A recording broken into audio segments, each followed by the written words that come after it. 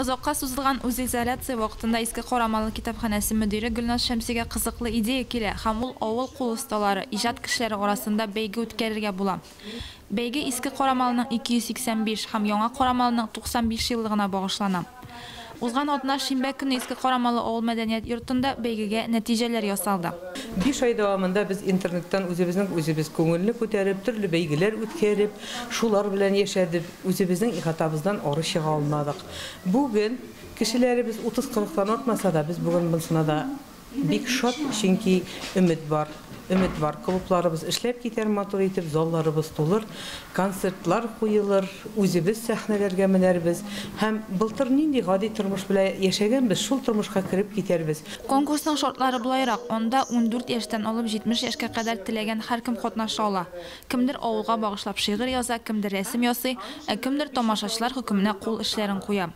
Bu beyga Vkontakte sotsial shelterida e'lon etildi. Hamanda Eski Qoramali, Yangi Qoramali ustalari kuch sinasham. Tovush beru, like'lar, ya'ni menga shu belgisi yordamida o'tkazildi. Natijada beya beruga ovul xalqina to'l konkursantlarning do'stlari, tugan to'mashalari, Shitbekda yashovchi tanishlari qo'shila, ham beyga zo'r masshtablar olam. Shulay etib, Famiradan eskitgich motor sheshaklar ham qo'l ishlanmalari yasovchi Olsu G'alimjanova 2651 tovush yeb, jenguvchi bo'lib topildi. Ovul jirligi uchun bu bek ko'p. Borlig'i esa bo'laklar 18 nominatsiyada topshirildi. Qatnashuvchilar orasida turli bugun vakillari, ulkan opalarda, yosh o'smirlarda bor edi. Masalan, maktab o'quvchisi Olina Shakirjanova beygida Afrika stilidagi rasmlari bilan qatnashgan. Bu bizning jirlik uchun yangilik. Eng yosh qo'l ustasi Zeliya Yabbarova o'z qo'llari bilan shin-totar qalfoqlari yasagan. Men qalfoq yasovni eniyim bilan boshqardim.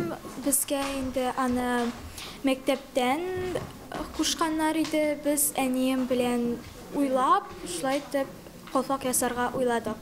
Qalfoqni endi ilikdan xotin qizlarning bosh kiyimi bo'lib shudlana, ana boy xotin qizlarina oltin chiplardan, inchi marjan kumush toshlardan yasilar, o'rta qatlam xotin qizlarinda ol kumush chiplar bilan shulay toshlar bilan bezalgan bo'lar. Tuban xotin qizlarinda ol g'odiy chiplar bilan shigilgan bo'lar. Umuman, beygida qatnashuvchilarning hammasi usta, hammasi e'tiborga loyiq. Bu haqda rayon ijtimoiy sovet yetakchisi Rushad Sultanovdan ma'noli so'zlar aytdi.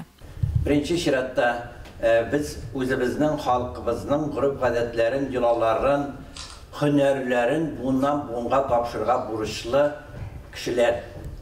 Chunki mana bizdan kela turgan yosh bunga biz hech cheksiz buni berga tegish. Shu hunarlar berilgandagina ungan yigitlar, ungan bo'lgan qizlar tarbiyalangan. Ungan bo'lgan bolalar tarbiyalanganda ularning oilalari taniqli bo'lgan.